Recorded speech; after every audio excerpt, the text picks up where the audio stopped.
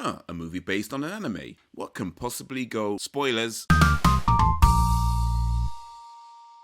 Welcome to the channel, I'm Hayes, I talk movies all day, so subscribe right now if you want to be entertained. And today, I want to talk about The Guyver, the 1991 movie based on an anime of the same name. So what I'm going to do is go through the movie, point out all the reasons I can find as to why it's trash, and then at the end, drop a few final thoughts. So the movie starts off with making you read. At the beginning of time, aliens came to the Earth to create the ultimate organic weapon. Actually, it has narration, okay? Not gonna lie, that was a nice surprise to start the movie with. Saves having to focus on something you're gonna forget about in 20 seconds. Also, shows they're being considerate of blind people, so gotta give it props for that. And this movie had a budget of $3 million. The cheapest Star Wars movie was $11 million. So that's a quarter of the cost, and they still managed to pay somebody to read out the opening crawl. So as far as I'm concerned, Star Wars ain't got no excuses. Anyway, so they say aliens came to Earth at the beginning of time to create the ultimate organic weapon. But if they came to Earth, then Earth was already there. So clearly not the beginning of time. Also, the aliens created mankind and then planted a special gene into men to create the zoonoids, humans that can change into super monster soldiers at will. But if the aliens came here to create the ultimate organic weapon, then wouldn't it have been a better idea to plant that gene in all people? And if not, then what are the rest of us supposed to do when the war comes? Furthermore, regardless of whether or not we're all zoonoids, if we were created by the aliens, then aren't we all on the same side? I mean, this zoonoid leader awakens, starts a company to get world domination, but we're all created by aliens anyway, so haven't they already dominated the world? Also, if they came at the beginning of time, who were the enemies of the aliens? I mean, time literally just started and they already got ops so bad they need to create the ultimate organic weapon for? And it's the beginning of time. You could have just created a stick and it still would have been the ultimate organic weapon. Just saying, this movie did not need to happen. Anyway, Dr. Sagawa senses danger if the unit is activated by the Zoolords, so he steals it and runs away. He then swaps out the unit for a toaster to trick the people who are chasing him, which is a smart move. But why would you leave the Guyver unit in a place where literally anybody can find it? This thing's supposed to be mad dangerous in the wrong hands, so maybe don't do that? Let me have him! Mate, this is so 1990s. I actually remember when everybody had those African medallions. Anyway, turns out Dr. Sagawa is a zoonoid. Probably should have turned into that earlier. Would have made a much better escape. And now that he is in zoonoid form, maybe kill everybody before they change into zoonoid form and keep the odds in your favor, instead of standing around and waiting for them to make it a fair fight. Are you dumb? Also, Dr. Sagawa says that these inhuman experiments need to stop. But since we're all weapons created by aliens, then wouldn't we be happy if we just let them anal probe us? Honestly, this could be a metaphor for getting your prostate checked. Nobody wants to get it, but you'll feel better when it's over. Just make sure when you get your prostate checks, the doctor doesn't have both hands on your shoulders. You know what I mean?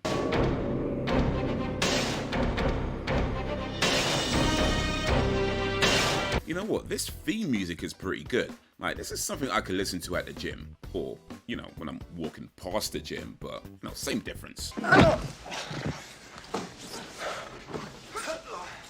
That's 3. Oh my days, this is so 90s. I remember we used to do that all the time, which really means Sean should have seen that coming. Dumbass. Anyway, Sean protests that he only got knocked down because Craig got a lucky move, which may very well be true, but you're still lost, so quit whining and take your anal probe like the rest of us. So, you need a ride home tonight? Okay. It's better than the bus. You know, I don't think getting a ride is better than getting a bus. I mean, the bus is bigger, thicker, and takes longer to come.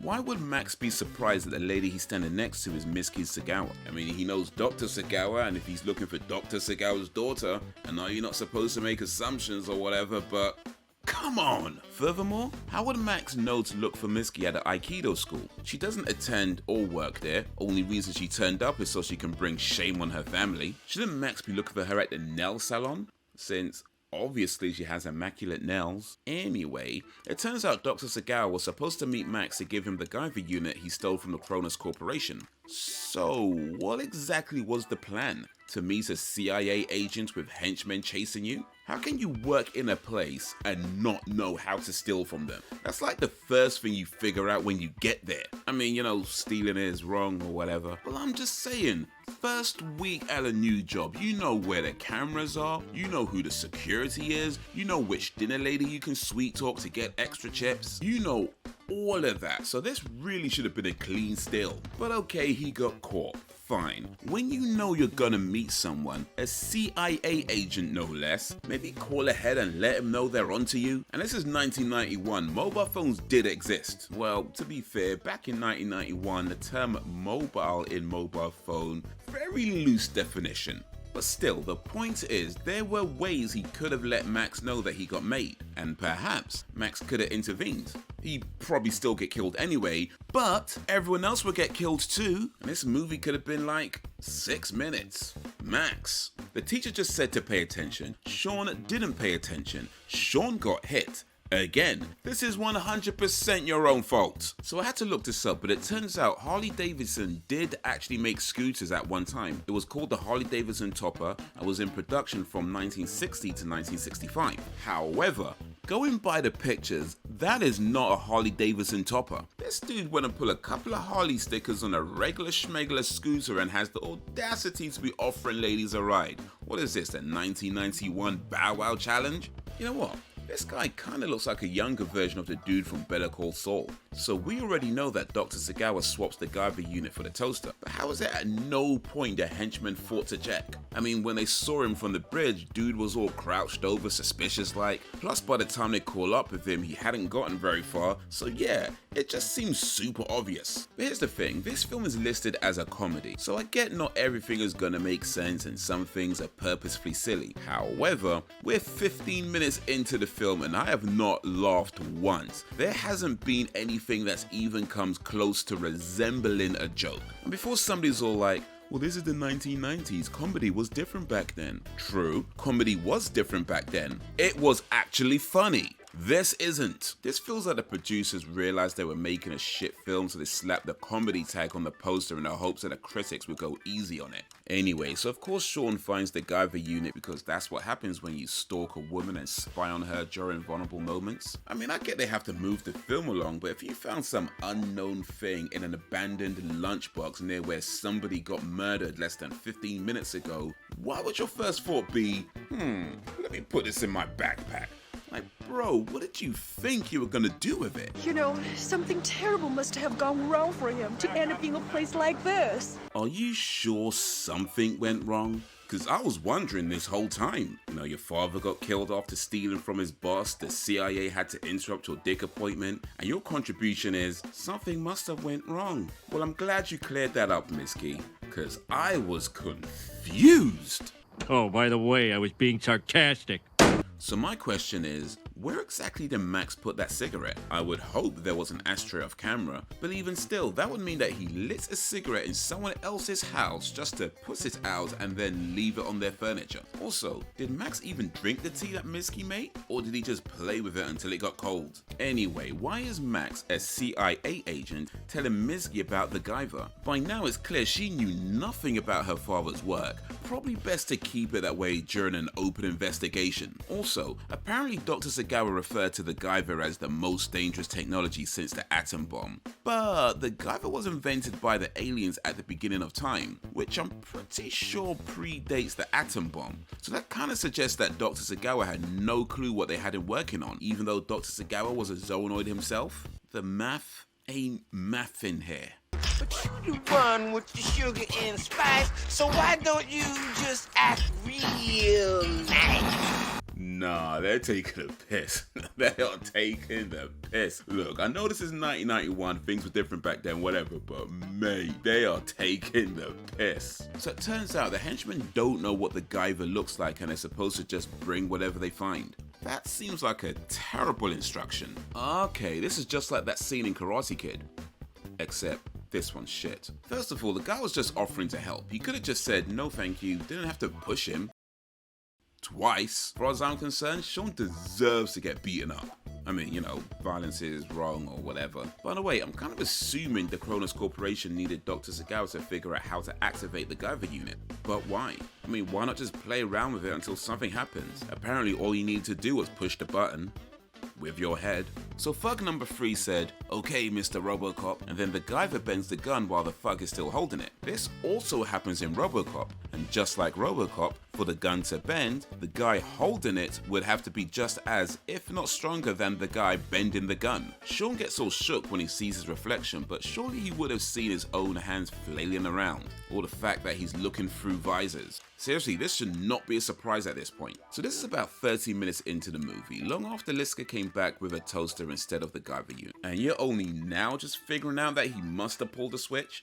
Are you dumb? I was thinking, why would this presumably rich CEO of a shady corporation be using a toaster found in a trash heap? But to be fair, he probably didn't know where they found it. Plus, toast can be a healthy snack, so this actually makes sense. Speaking of Robocop, this guy's in Robocop 2, in which he also plays corrupt dumbass in a suit. Maybe he was trying to corner the market or something. Misky tells Sean that her dad was killed last night, and Sean replies, "I had no idea." And I know you're trying to activate her unit, but can you not make this about you? Although, apparently fathers getting murdered makes young women horny. So Sean left to get food and it was daylight, and that looks like mid-afternoon at the latest. He comes back and it's dark nighttime. Now depending on the time of year, that's at least a 1 hour difference. So these guys turned up, beat up one woman, killed another woman, smashed up the whole place, were still there at least an hour later and nobody called the police on them? Actually, this is Los Angeles, so yeah, that makes sense. I get that as they're escaping, they end up running through a movie set because it's LA, but when you see people climbing over a wall, why are you trying to take their measurements, fam? Are you dumb? I have a theory about this scene though, and to be fair, I have no way of proving this, but I wouldn't be surprised if the guy measuring Sean was actual film crew that they didn't realize was in full view of the camera, and so they added this movie set bit afterwards to hide the mistake. And if that's true, I ain't mad at it. Matter of fact, that's a pretty clever way to cover up a mistake. But shouldn't the director know what their own movie monster is supposed to look like? Does anybody know what's going on here? There's something about a chick with muscles. That strong, dominating look. Like she can just clench and rip your Oh shit, did I say that out loud? So apparently in Zoanoid form, they're stronger, faster, and have heightened senses. So maybe they should have all changed when looking for the Guyver unit. Or better yet, turned into Zoanoids before chasing down Dr. Sagawa. Had they done that, they probably would have caught him before he swapped the unit for a toaster. This movie did not need to happen. Speaking of the Zoanoids though, they are taking the piss with this one. Like, I'm convinced somebody is taking the piss. I ain't even gonna say what it is. If you know, you know, but they are taking the piss. Also, all their clothes rip off when they turn into Zoanoids, so are they naked? Is this a softcore porno movie? Alright, so let me see if I got this right. Sean finds the Guyver unit but doesn't know what it is and then later accidentally activates it. But then after that, he's still not sure what happened and maybe wondering if it's all just a weird dream. Then Misky tells Sean that the bad guys are after the Guyver unit and they think that she has it. And at this point, Sean still doesn't know what the Guyver unit is. And then, with no further explanation or questioning, Sean figures out that he is the Guyver and is able to change on will. Sure.